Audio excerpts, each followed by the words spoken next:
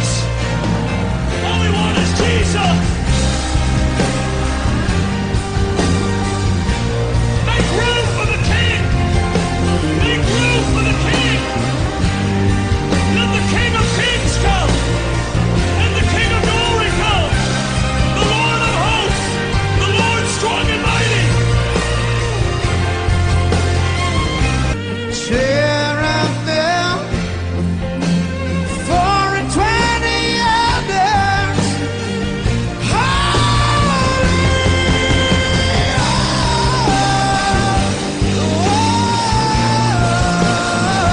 The King, behold the King, behold the King, behold the King.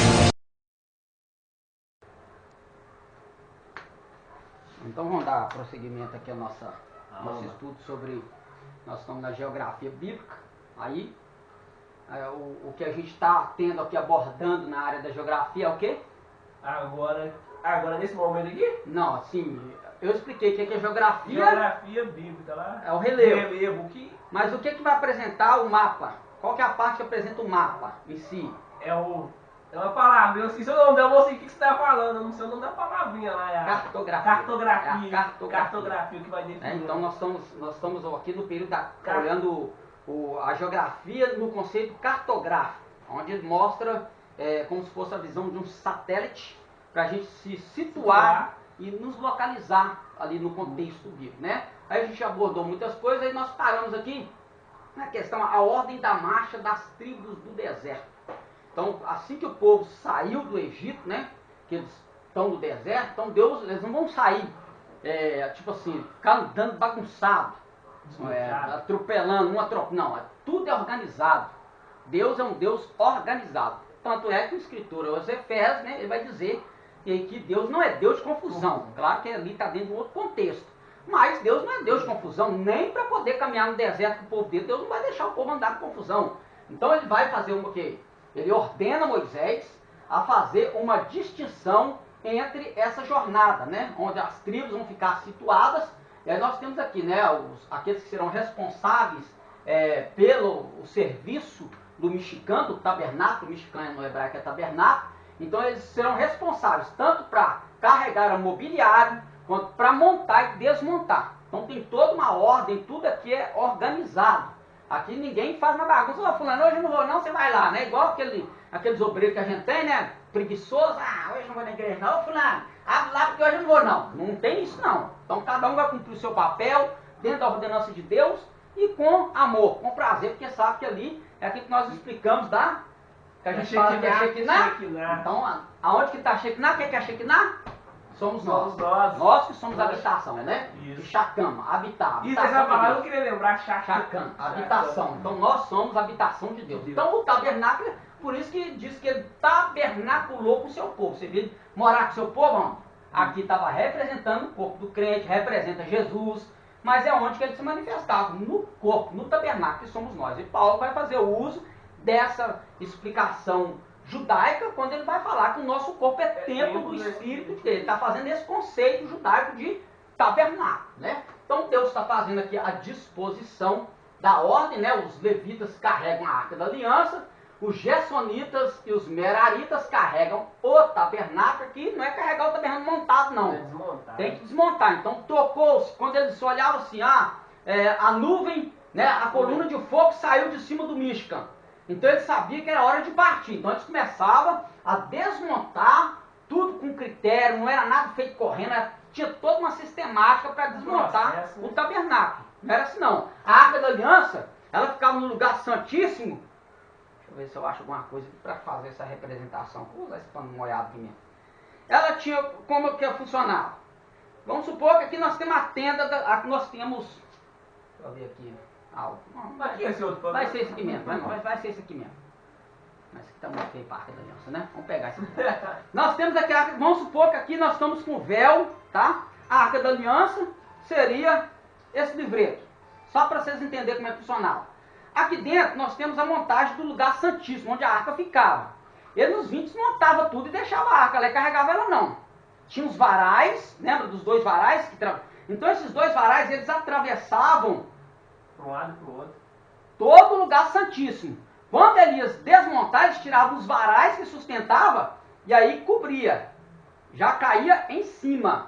Os varais, a cobertura do lugar santíssimo já caía em cima. Não tinha esse negócio de chegar lá, o sacerdote vai entrar, aquela fábula Então, que a gente ouviu de sacerdote entrar com uma corda amarrada. Isso é fábula, isso sininho na não cintura? existe. Não, o sininho tem. É o que Deus mandou colocar, os romãs campainha. Romã campainha é quando ele fazia o movimento do sacrifício, né? Ele tinha que ficar lá se balançando e o povo lá de fora ouvia, sabia que ele estava ouvindo. Mas esse negócio de corda amarrada na cintura, isso é mentira. Isso não tem nem tradição judaica, isso não tem de lendas judaicas, isso foi inventado pelo cristianismo. Não existe isso em Bíblia, não tem nada que... Isso aí foi invenção aí de pregador aí, tá?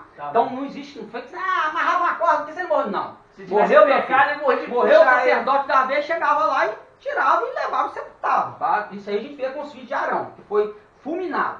Então, aí cobria, os varais já estão aqui, eles pegavam e saíam carregando. Quando ia montar, só levantava com as peças. Então cada um fazia a sua função. Então, certo? só uma pergunta. Então, Sim, que pode os falar. varais, esses varais, eles passavam então para fora do tempo, mas Passavam, eles transpassavam para fora toda a dimensão. a dimensão do tempo. Toda a dimensão, não é do mexicano todo, não, é do lugar santíssimo. Do lugar santíssimo. O véu que cobriu o lugar santíssimo. A gente tinha o quê? A gente tinha não, né? A gente tinha. Deixa eu voltar aqui uma figura aqui que a gente vai ver aqui isso aqui. Só para explicar aqui, eu acho que tem uma figura. Não, aqui, eu acho que eu já entendi o que você quis dizer. Deixa eu ver se vai ter aqui. Acho que não vai ter não. Não, acho que não vai ter mesmo, não. Não vai ter, não. Vai ter não, Não mas tem, eu não. entendi o que você quis Mas dizer. aqui, ó, vou usar isso aqui, ó. O véu, tá vendo? Aqui o véu que separar, nós temos o quê? 3 portas de entrada, tá? Aqui é onde se montar. Esse aqui é o pátio. Da Tá? onde É o estava pátio, todo mundo, né? Aí a gente tinha 3 portas. Então a gente tinha 3 portas. A porta que dava do acesso do lugar de fora para o pátio. Então eu tinha uma porta aqui, aqui eu tinha uma segunda porta e aqui eu tinha uma terceira porta. Correto. Pegaram, não? Para que... Não. 3? Vai por que 3? Jesus falou, eu sou o caminho, A a verdade e e a vida. O caminho te dá acesso ao altar. A primeira porta te dá acesso ao altar. A segunda porta te dá acesso à comunhão. A terceira porta te dá acesso à presença. Ô, glória. Então, quando Jesus disse, eu sou o caminho, verdade e vida, ele está falando dessas 3 portas. Por isso que ele falou que eu sou a porta. Aí eu sou o caminho, verdade e a vida. Ninguém vem ao Pai, Se não for por ele. se não por mim. Então você tem que passar pela porta. Porque... Nossa, cara, que tremendo. Tá? Tem que passar pela porta. Então, o que é que acontece? Que eu estava explicando. Ah, sim. Da... Aqui onde está a Arca da Aliança, né? Certo, Arca da Aliança. Aqui é um véu que está cobrindo aqui. certo. Então, os varais, eu já ia riscar com caneta, para você ver. É, isso eu tô observando aqui, mas eu achei que você estava ciente. Aqui, vamos supor que isso aqui é a arca, tá? Certo. Aí ela tinha os varais assim, ó. Isso Tá? que eu imaginei. Então, quando desmontava, o véu véu caía em cima sobre ela, ele só vinha Pegar, entendi, carregava. não, entendi. É isso Ia mesmo. montar, colocava aqui, aí o levita que tinha a responsabilidade de montar, cadê ele? É o Gersonita, que tinha a função de montar, ele só vinha, colocava a coluna aqui, pronto. Ela tava- subia sozinha. Tava né? montado. Entendi. Só enfiava e montava. Entendi. Não tinha aquele negócio, ai gente, puxa daí, puxa daqui, puxa de lá, puxa de cá. Não, não tem essa bagunça não. Tudo organizado do jeitinho que Deus ordenou que fosse feito, tá? Bacana, Do entendi. jeitinho que Deus ordenou que fosse realizada essa construção no deserto. Então aqui na ordem de marcha, nós temos essa ordem de marcha, aqui nós temos em Números capítulo 2, Números capítulo 2, não, ainda vou falar não. Você é judaica, né? Números capítulo 2, larguei minha Bíblia lá, que eu estou usando lá no meu Pedro. Eita, nossa.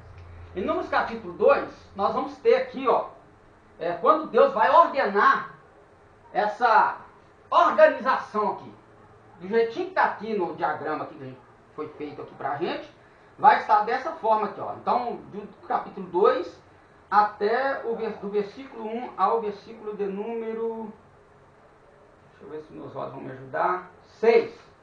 Versículo de número 6. Então vai estar assim, ó. Adonai disse a Moshe e Arão: O povo de Israel deverá acampar de acordo com seu clã, ou seja, com a sua tribo. Cada homem com seu estandarte, ou seja, sua bandeira, né? Sobre o símbolo da tribo ou do clã. Eles acamparão à volta da tenda do encontro. A gente viu ali antes. Postos à volta. À volta da tenda do encontro, mas a certa distância dela. Os acampados a leste, em direção ao nascer do sol, estarão sob o estandarte do acampamento de Yehudá, de Judá. Eles acamparão de acordo com o grupo, e as tribos e os líderes serão os seguintes. Aí ele vai colocar aqui, né, o elaborador aqui, não, o nome dele aqui está aqui, Isso eu não sei quem é, não. Esse aqui é um judeu, é né? o daqui do Da Novo Testamento ali, não é o da Peixita, não. Ei, gente, cadê? Deixa eu ver se está o nome dele aqui. David Sten. Doutor David Sten. Então ele vai fazer essa diz que é a idade completa, né? Mas a gente fala, não entra em questão, não. Vamos entrar. Ele vai mudar aqui, na verdade, ele só vai trazer os nomes originais aqui. Tudo que for nome da Bíblia, ele vai colocar todos eles no original. Seja de rio, sei lá, pô, se tiver o nome de um passarinho, canarinho aqui, ele vai colocar o nome do canarinho em hebraico, o nome original, tá? Então, Canarinho com C maiúsculo. vai estar aqui com o nome original, só para vocês entenderem o que ele fez aqui na Bíblia Judaica completa. Então ele vai colocar à disposição aqui, e ele coloca do jeitinho que a gente está vendo aqui, né? Eu vou colocar Zacá, a quantidade de tribo.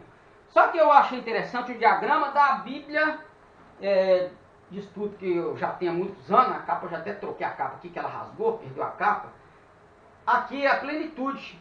Nossa, A plenitude, ela já faz um diagrama bem interessante. Tá? E é dessa forma mesmo, tá? Aqui está em disposição, mas é dessa forma que ficava em torno do tabernáculo, da tenda da congregação, certo? Então era assim, ó, nessa disposição, norte, sul, oeste e leste. Então cada tribo na sua organização. O interessante, que nesse diagrama que o elaborador dessa Bíblia de plenitude, ele colocou ela, se a gente pensar bem, observar bem, que ela vai trazer, parecendo o quê? Uma cruz? Uma cruz. Uma cruz. Eu já vi isso. Então aponta, né? Para Cristo, né? Aponta para Cristo, né? Isso que eu ia Então falar. tudo, por isso que quando a gente olha para a cultura judaica, a gente entende melhor. Porque eles são um povo que a Bíblia foi direcionada a eles, por meio deles, para eles. Nós somos enxertados, nós usufruímos das bênçãos que Deus outorgou a eles. Então, eu, quando estou em Yeshua, eu, quando estou em Jesus, no Mashiach, eu automaticamente eu passo a ter este direito também. Só que fora dele, eu não tenho direito de nada. Né? Eu não tenho direito de nada. E é através deles, né, que a gente vai galgar essas bênçãos.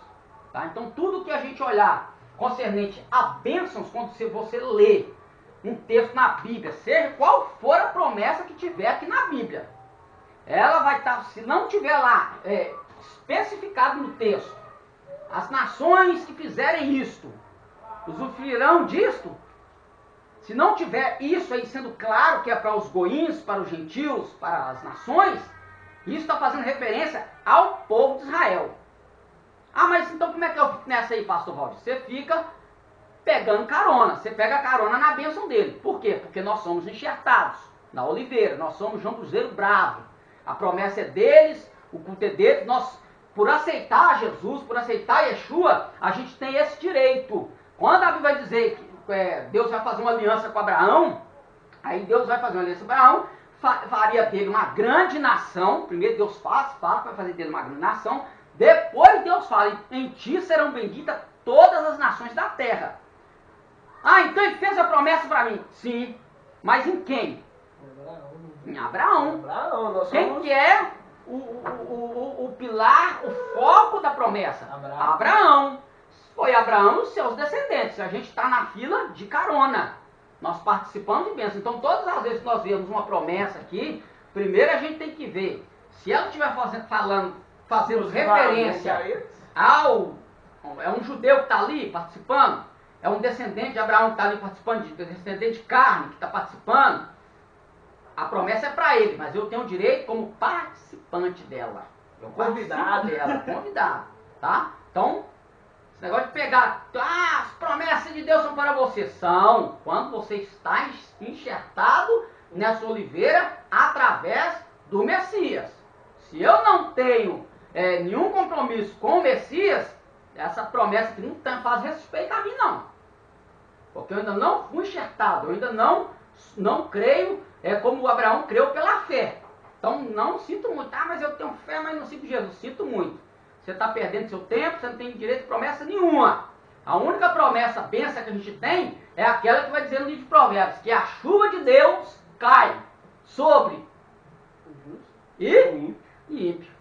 Essa é a benção. Então Deus não desampara ninguém.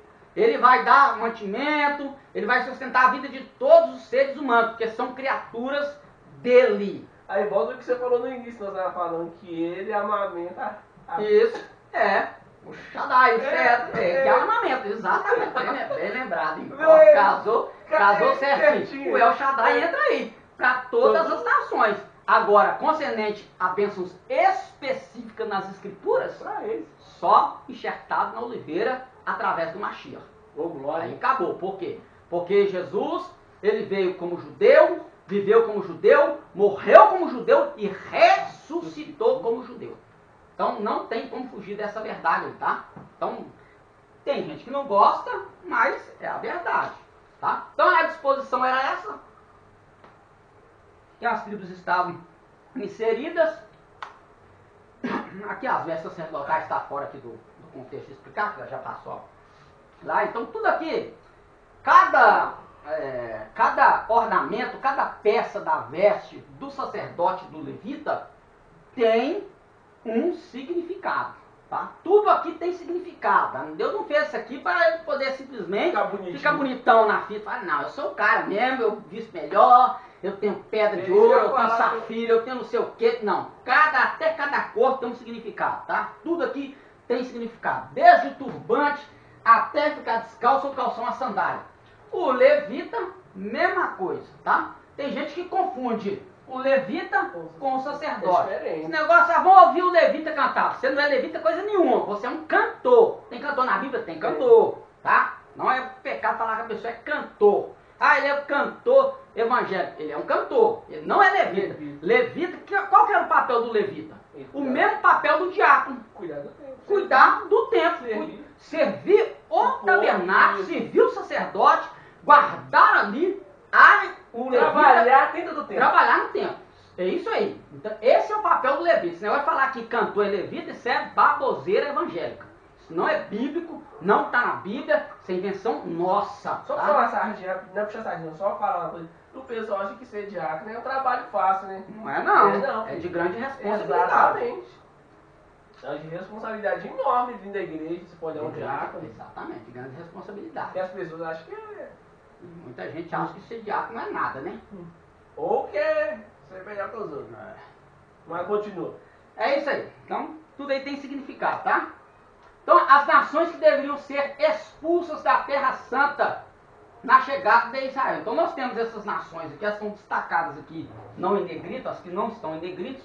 São 7 nações, se não me falha a memória. Nós temos os amorreus, os queneus, os hititas, os jebuseus, os perizeus, os heveus, os gigazeus e os perizeus, heveus da Síria, heveus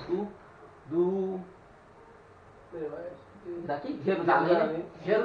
Jebuseus. De Jebus. Da cidade, na verdade, Jebus vai ser Jerusalém mesmo, tá? A cidade Jebus é a cidade que Davi vai conquistar e vai mudar o nome para Jerusalém. Então é isso mesmo, é que Jebus a gente não errou de falar não, né? Tá? É porque já não está colocado atualizado na conquista. Porque depois quem vai conquistar é Davi, né? Que vai conquistar Jebus e vai expulsar os Jebuseus e aí vai colocar ali como o centro de Israel, né? O centro de Israel. Então essas nações, Deus, ele mandou com que o povo entrasse e expulsasse essas nações. Só que tem um detalhe. Aqui Josué, mas é Juízes. Juízes 3. Está marcado com papel aqui, que beleza. Graças a Deus. Aqui, o que vai acontecer? Aqui tem uma ordem. Deus vai dar uma ordem. para eles entrar na terra de Canaã e expulsar essas 7 nações. E Deus lá nós lemos aqui em Josué 12, aqui Deus vai mostrar que essas nações são mais poderosas do que Israel. Só que quando a gente vai para Juízes capítulo 3, olha o que o texto vai dizer. Ó. Essas são as nações que Adonai permitiu continuarem na terra, para que pusessem à prova todo o povo de Israel, que não conheceu nenhuma guerra com Canaã. O propósito de Adonai era tão somente treinar na guerra essas gerações de Israel, que nada sabiam sobre esse conflito. Essas nações constituem em 5 chefes dos filisteus, os cananeus, os sidônios e os heveus. Então, essas 4 nações, presta atenção, nós temos 7 nações para expulsar. Dentro da tradição judaica, não é numerologia, tá, gente? Não tem nada a ver, mas na Bíblia todo número tem um significado, tá? No judaísmo tudo tem significado, até número, tá? Na gemátria lá das letras lá, tudo tem significado. No significado do número 7, todo mundo já sabe que 7 é o quê? Perfeição, né? A perfeição de Deus. Então, Deus vai dizer no texto que essas nações são mais fortes do que Israel. São 7 nações. Olhando para a cultura judaica, com o que significa o 7, perfeição, então Deus mostra que mesmo eles sendo fracos, o perfeito e forte estará com eles. Eles vão expulsar. Só que tem um detalhe. Tem gente que não vai provar a guerra no assentamento. Não vai entender nada. Então o que Deus faz? Deus vai preservar aqui em Juízes capítulo 3 essas 4 nações. Para quê? Para provar Israel, para testar Israel, se eles iam cumprir todos os mandamentos de Deus. Ah, entendi. Vamos ligar agora uma coisa com a outra. Entendi. Espera aí. O crente, ele é convidado, sede santo, como é santo o Senhor vosso Deus. Está escrito lá em Pedro, se não me falha a memória, ou João. Né? Então ele nos convida a ser santo. A palavra santo, você vai observar, né, dentro do grego vai dar hagios, que é aquele que é perfeito.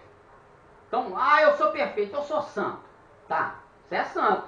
Só que é o seguinte, Deus, como Deus permitiu 4 nações para provar Israel, se eles iam ser fiel, guardar os mandamentos do Senhor, então ele deixa essas 4 nações. O número 4 na Bíblia significa porta. Eita, nós estreitando, hein? Porta, significa porta. Então a porta para entrar na santidade é aquela que você luta. É a que você luta. Eu vou chegar na perfeição, na santidade, só lutando contra a carne.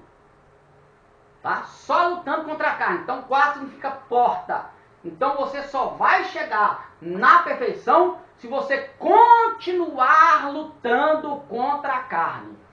Então essas 4 nações que Deus deixou foi para Israel ser aperfeiçoado. Aí vem, vou colocar aqui, já estou explicando isso aqui, eu já vou colocar, já vou explicar mais. Quando Deus, ele cria, vou colocar o nome dele, o Rassatã, Satanás, ele é uma criatura, isso é fato, viu gente? Ele foi criado por Deus. Eu já falei isso aqui, que a nossa teologia coloca um conflito entre Deus e Satanás. Como se alguém pudesse lutar contra Deus. Ninguém pode lutar contra Deus. Só que então por que é que Deus permite que o Satanás exista? Para nos provar. Então quando o Satanás ele vem te tentar, por que Deus está permitindo? Para te provar, é através da provação que você tem, da luta que você tem, naquilo que Deus permitiu você ter, que você se aperfeiçoará. É para ver se você vai, trabalhar a sua Yetzer Hará, inclinação para o mal, ou a sua Yetzer Hatov, a inclinação para o bem. Essas duas inclinações estão dentro do homem, ser bom ou ser mal. O homem é que escolhe, o homem é que luta. Mas eu sou fraco, mas eu não sei o que. Depende, para quem que você vai dar mais vazão? É o que Paulo vai dizer nesse conceito, é o que Paulo vai dizer em Gálatas capítulo 5. sobre a luta da carne e do espírito. Ele vai dizer que um opõe-se ao outro. Aquilo ali é a inclinação do bem e a inclinação do mal, segundo a visão judaica. Tá? Então tudo tem que se olhar com a visão judaica para entender o texto. Então é disso que ele está falando. E é isso aqui que Deus estava fazendo. Então, para testar Israel, para ver qual seria qual era o propósito, para ver se eles guardar os mandamentos do Senhor. Então, para testar se eles se inclinar para o bem ou se eles se inclinariam para o mal, que seria idolatria, desobediência e por aí vai. Então, coisa simples, a gente vê Deus agindo.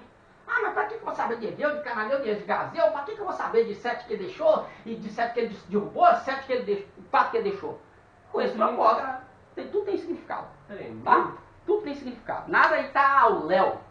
Então aí nós já vamos ter a conquista de Canaã, né, onde o povo começa agora a tomar posse de todo esse território, né? Aí nós vamos ter esses tracinhos aqui, vão indicar, tá meio embaçado, que eu quase não estou vendo ali, campanha militar central, né? Então é o território que eles vão partir para conquistar. Aí no verde ali nós temos campanha militar no sul, que seria o esverdeado, aí, né, onde eles estão partindo. E ali nós temos embaixo ali campanha militar no norte. E a maior, né? Né? É a maior do norte, né? É, a maior do norte.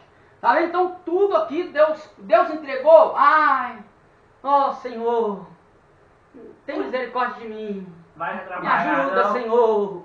Derruba meu inimigo. Tem misericórdia. Sou pó, sou cinza, sou pecador. Ó, gente, mas você vai ficar só, ó Senhor, ó Senhor, ó Senhor, e não vai fazer nada para conquistar? Aquele que você está clamando está com você. Ele é forte, ele sustenta. Mas você tem que agir, ué. E atrás, né?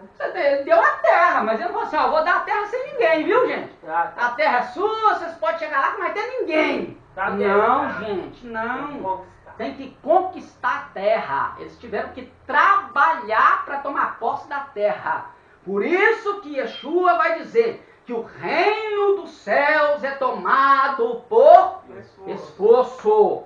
Ele está fazendo uma analogia do que o povo fez para conquistar Canaã. Aí a gente tem aquela assim, caminhando eu vou para Canaã, caminhando eu vou. Peraí, você está aí caminhando para ir mesmo? Ou está de bracinho cruzado só esperando o Adonai te suprir todas as suas necessidades, resolver todos os seus problemas? Só isso. Não, vai para a guerra, tá? Detalhe, na guerra só ia de 20 anos acima. Então tudo O que isso quer dizer? idade? Na cultura judaica, você se torna adulto, as mulheres aos 12, os meninos aos 13. Já é considerado adulto, tá? Na nossa cultura aqui, 18 anos, 17 anos, é isso aí. Mas na cultura judaica, 12 para mulher, 13 para homem. Aí ele vai cumprir todas as ordenanças, aprendeu tudo. Então ele vai lá diante do sacerdote, mostrar o que ele aprendeu e ele continua. Quando ele chegar aos 20, ele já está com a mente madura. Então 20 anos acima, isso quer dizer maturidade para guerrear. Deus não vai chamar ninguém despreparado para a guerra. Você já tem, desde tenra idade, ter a sua mente trabalhada para saber que você tem um chamado e que Deus te colocou. Então 20 na numerologia judaica, ela quer dizer amadurecimento. Ou seja, você já está pronto para a guerra. Tá? Aí depois eles fazem lá um negócio lá na Gematra, lá, que soma 1 mais 1, tira lá, e você vai somando, tirando os números até dar um número exato. Tá? Então, só que 2 menos 0 vai dar 2. Você não tira nada de 2. Você tem 2, 2 menos 0, 2. E 2, e 2. Quem que é 2? Quem que é o 2? Esqueci. Você me falou quem que era o 2? Hã? Só o do 4. É o 4, o 2 eu esqueci. Você acredita que eu esqueci? Um eu sei que é Deus, um é Deus. Que é O 1 que é e 2. 2? Jesus, o que é 2? Não lembro o que é 2. O que é, cara? Testemunha. Lembrei. 2 é testemunha. Então 2 é... Até o 10 que tem? Hum? Não, até o 7. Não, até o 10. Você sabe qual? Não. Aí de 10 para lá você vai juntando um com o outro. E aonde que acha esse negócio? Na cultura judaica. Não. Cabala? Tipo a cabala? Eu tô falando aqui. Não, a Ah, Cabala é uma não. cultura judaica, só que depende da visão que a Cabala está te dando. Te dando. Igual o... Tudo, gente, até o cristianismo tem isso. Ele tem um lado bom e um lado ruim. Toda religião tem, não adianta, todas elas têm. O lado bom e o lado ruim. O lado de alguém que vai ensinar certo e o lado de alguém que vai ensinar errado. Então vai depender daquilo que, se você fazer aquilo que o Rabino Shaul falou, que Paulo falou, que é examinar tudo e reter o que é bom. Entendeu? Então se aquilo fere os princípios da Torá, se fere os princípios do Taná, se fere os princípios da Brit Hadashah, corta. Pode ser rabino, pode ser pastor, pode ser teólogo, mestre, doutor, falou, foi contra os princípios do texto sagrado, sai fora. Pode vir da tradição oral, que os rabinos vão ensinar, que do Talmud vão ensinar. Se não condiz, sai fora. Você não precisa abordar isso para a sua vida não, tá? Porque Deus não vai deixar para a gente nada que venha ferir os princípios da sua palavra. É o mais simples da gente entender isso. Feriu o princípio da palavra de Deus? Feriu. Então, descarte, tá? Mas eu tô perguntando assim, na aula, esses números aparecem? Não, porque tá vindo aqui na explicação e eu tô lembrando. Ah, Quando eu estava fazendo o tá. curso de hebraico com um pastor lá no Santo André, então ele que ensinou isso lá no curso que eu fiz lá, ele que ensinou e eu tô lembrando que ele ensinou, que ele fez lá no Rabino, eu peguei E aí agora tá e eu tô aplicando aqui. aplicando, tô passando para frente. Por isso que é bom ficar focado, né?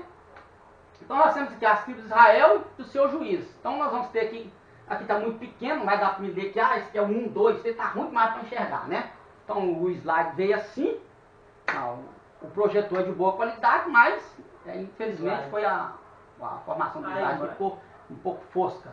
Mas nós temos ali o juiz, né? O Otniel, e aí cada um vai estar aqui situado na sua região. Então quando a gente lê o livro de Juízes, parece que foi tudo num lugar só. Dá essa impressão mesmo. Entendeu? Dá. Ah, porque depois de Otniel veio Eúde, depois de Eúde veio Sangar, depois de Sangar veio, quem é lá? Baruque, depois veio Gideão, depois veio Tola, depois veio, entendeu? Então a gente acha que tudo aconteceu em um lugarzinho só, e a gente já pensa em quê? Aconteceu tudo lá em Jerusalém, aconteceu tudo lá no Monte Sião, não é que eu sei. Cada um na sua região.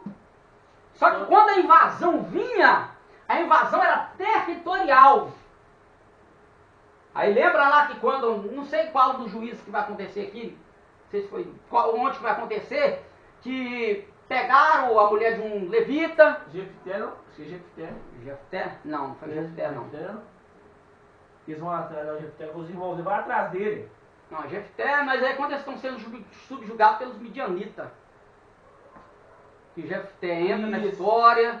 Não, eu não sei qual juiz não. Aqui não está me fugindo da memória. Mas sei que o fato acontece que eles vão pegar a mulher desse levita, tá? Vai matar ela. E aí vai abusar dela. Aí o que o levita vai esquartejar, mandar um pedaço para toda a região. E aí todos virão à guerra. Só que aqui tem conflito interno. Cada tribo tem o seu conflito interno também, tá? Não é porque eles estão já distribuídos na terra que eles estão tudo beijando um no rosto do outro, não. Acho que não. Mas aí quando mexe com um, mexeu com todo mundo. Oxalá os cristãos fossem assim, né?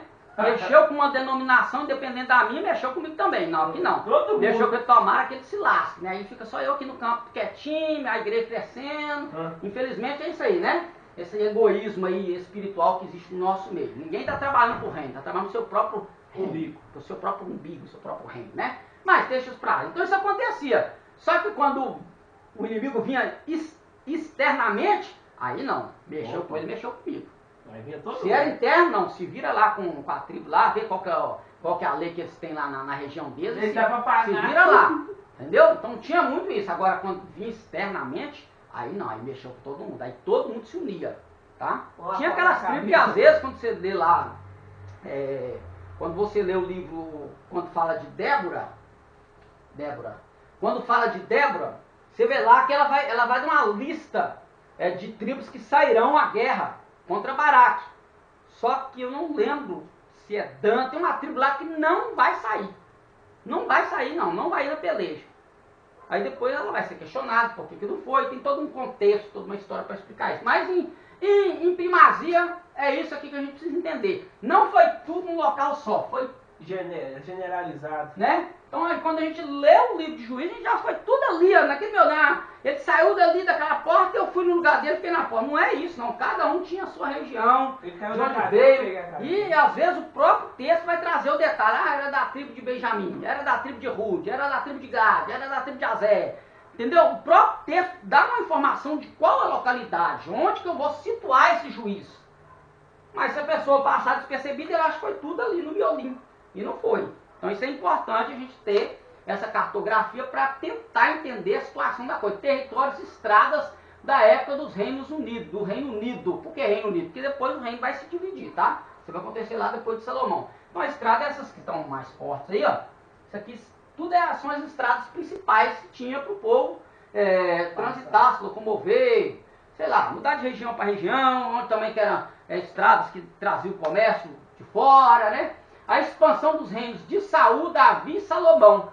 Então aqui nós temos o Reino Unido, tá? Então, mesmo que começou com Saul, com Davi e Salomão, até aqui de Salomão, o reino estará unido. Depois de Salomão, aí vai quebrar-se o reino. Porque Salomão, infelizmente, ele vai se desviar, ele vai tirar umas férias da presença do Eterno, vai se contaminar com ídolos pagãos, e, infelizmente, aí Deus já vai, não, já que ele está fazendo isso, eu vou rasgar o reino da mão dele. Isso vai acontecer lá, a gente vê o profeta, vai lá até o Jeroboão. Jeroboão. Jeroboão. Isso mesmo, vai até o Jeroboão. E a mesma promessa que Deus vai fazer para Jeroboão é a mesma que Deus fez para Davi. Se obedeceres ao Senhor em todos os seus mandamentos, então Ele confirmará o teu reino para sempre. Deus fez a mesma promessa, só que Ele não quis. Aí Deus divide, Ele vai rasgar a veste, o profeta rasga a veste dele em 12 pedaços, dá 10 para ele e segura 2. Aí essas 2 ele vai dar para o rei de Judá, que é filho de Salomão. Nisso, o Jeroboão, quando chegava o tempo do Pêssah, da Páscoa, eles tinham que descer até Jerusalém, tá? Vir até Jerusalém, ele vai colocar um altar em Dan e o outro em Betel. Deixa eu ver se eu vou achar Betel aqui. Belém.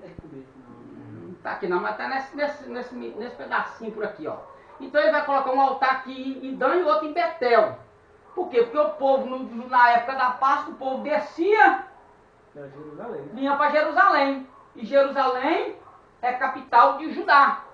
Certo? Do reino de Judá, do reino do norte, do reino do sul. Do reino do sul. Aí o que acontece? Quando ele foi vendo que o povo descia, independentemente na mão de quem o reino está, o negócio era adorar a Deus cumprindo os mandamentos. Então eles vinham, deixavam a região toda, e ele pensou, não, vai chegar um momento que o povo vai unir com ele, eu vou perder o reino. Então o que ele faz? Ele coloca um altar em Betel e fala assim, olha, é muito trabalho subir a Jerusalém, eis aí os vossos deuses. E aí o povo fica adorando em Dan e Betel. Enganou. Aí o povo cai na idolatria e ele perde o reinado. E aí o que acontece? O reino acaba de dividir, aí vem a Síria, né? Vem os assírios, leva Israel, capital, hoje não, na época, capital de Israel, Era... Peraí, Samaria, isso. capital de Judá, Jerusalém. Então eles vêm, aí o reino do norte é levado pela Síria e o reino do sul é levado por Nabucodonosor. Tá? Por Nabucodonosor. Porque aí entra aquele negócio que muita gente... Eu tava confundindo, depois se explicou, abriu mais a mente. Muita gente não lê, às vezes não presta atenção nos detalhes. Imagina que Nabucodonosor levou todo Israel.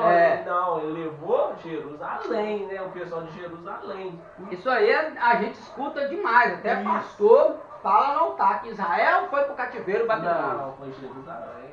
Tá? Então tem toda essa distribuição da terra. Então a cartografia nos ajuda a nos situarmos no texto, tá? Então a gente vai ler o texto, prestar um pouco mais de atenção no texto, né?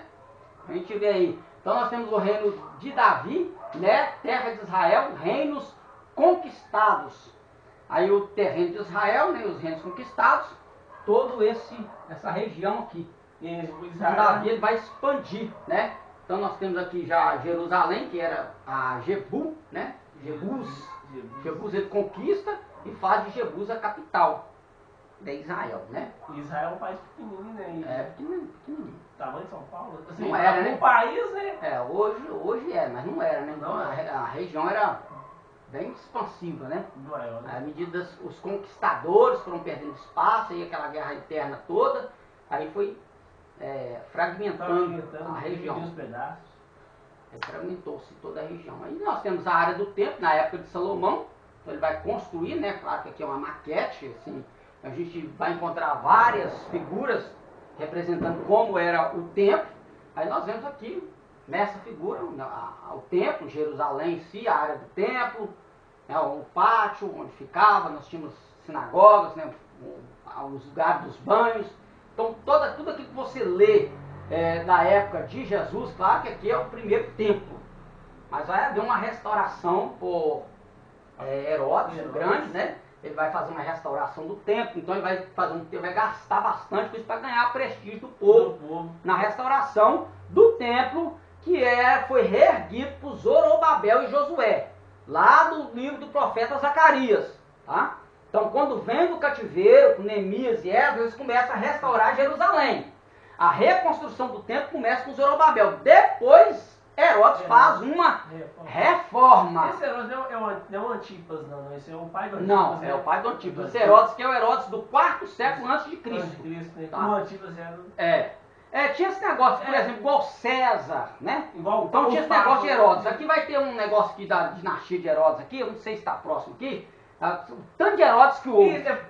São 4, eu estava lendo aí, são 4 Herodes. Não, eles vão colocar 4, mas os 4 que se destacaram na perversidade e naquilo que ele apareceu no texto bíblico. Entendi. Mas houve mais. Porque era o título, né? Ter Herodes. Exatamente. Herodes era título, isso mesmo, igual César. Isso. Você vê lá, César. Só que os romanos, todo imperador queria ser César. Então era César não sei de que, César Augusto, César não sei o que lá, César I, César II. Todo mundo queria colocar o nome de César, porque quando César toma conta do reino, ele se intitula como Deus. E aí isso pegou. Isso caiu na pompa de todo César, de todo imperador que vinha. Eu sou César, eu sou Deus. Então essa pompa pegou e eles foram levando isso avante, tá? Então nós temos aí toda a disposição do templo, né? Nós temos aí o pátio grande, o templo. Aí vai falar que o diabo levou Jesus no pináculo do templo. Bom, não sei se era dessa maquete. Claro que não era, mas... Lança daí de alto a baixo, porque está escrito, né? Mas não tentarás ser o teu Deus. Né? Mateus capítulo 4, né? Sobre a tentação de Jesus. Aí vai levar ele no pináculo do templo. Mas será que era desse tamanho? Não sei. Eu sei que era alto. Para ele tentar Jesus para jogar, com certeza Jesus pula e se esborrachava todo, né? Exatamente. Ia virar um papel, papel, né? Mas, então a gente começa a ter, assim, algumas gravuras, vão trazendo alguma noção pra gente de algumas coisas, né? De algumas coisas. Aí nós temos ali um monte... Mas essas Moriá. construções antigas eram muito gigantescas, né? Eles gostavam desse negócio. Era muito pomposo, né? A coisa era bem pomposa. Quantas pessoas morreram também? Então a área do templo, né, na época de Salomão, ainda na construção de Salomão, como é que era toda a disposição do templo ali. Vou adiantar aqui. Mas o monte que você mostrou ali é perto da igreja? Na verdade, o templo foi construído no monte. O mesmo monte que Deus entregou, o Monte Moriá, que Abraão foi testado por Deus, concernente a Isaac, é o mesmo local da construção do templo. E é onde vai ser o terceiro templo, né? É. E onde que Jesus vai com os pés, né? Ou não? Também, né? É. E é o monte da guerra, né? Nas profecias bíblicas onde então foi feito assim, dentro da história, quando os vassalos vinham conquistar Jerusalém, eles sabiam da vinda da profecia do Mashiach. Então alguns, eles fizeram de tudo para a profecia não cumprir. Por exemplo, teve um que mandou construir, na área que o templo foi destruído, como ele tinha que entrar, a área de acesso mandou construir um cemitério.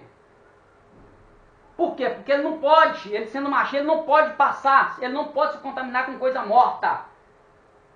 Lembra quando disse que na profecia que o monte se federá? Deus, não sei como, gente, lá não tem placa tectônica para isso, mas vai acontecer, né? Segundo alguns estudiosos, Gabriel Torres, ele explica isso no livro de escatologia que eu estou lendo, ele explica que vai haver um terremoto e vai fender esse cemitério, vai limpar. Parte em O dois. cemitério vai partir em dois, vai limpar de costa a costa, de lado a lado, e a terra pura que está embaixo do cemitério ficará limpa para o Mashiach entrar. Um outro que veio depois, eu não lembro aqui o nome dos vassalos aqui, tá? Não estou lembrando o nome deles. A profecia diz que o Mashiach ele vai ter que entrar pelas portas. O templo foi destruído, Jerusalém foi destruída, mas a porta central, ela foi fechada com blocos, ela está lá até hoje. Hoje ela ainda está lá, só sobrou isso do muro da alimentação e essa porta. Ele mandou fechar com pedras. Está lá, você vê lá o umbral da porta fechada. Para o Mashiach não entrar. Mas ele vai entrar. Então as profecias, então eles vinham conquistar esse povo aqui. Tem uma lenda do Messias. Não, o Messias é o rei, que sou eu. Eu já vi dessa daí que você falou, do muro fender, do monte fender em duas partes. Eu já vi que ele, quando ele chegar, vai fender para um lado e para o outro, e ele passará até a cidade, né? Acho que todo vai ver, realmente ele veio. E ele só pode passar por ali. Isso. Monte das Oliveiras. É o Monte das Oliveiras que vai ser fendido. Isso. Então ele construiu no acesso que ele tem que passar para o cemitério.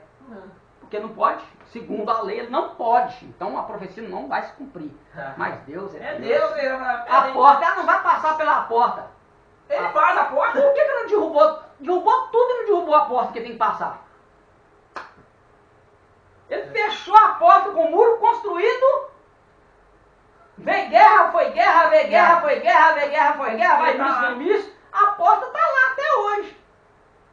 Porque a profecia tem que se cumprir. Tudo isso.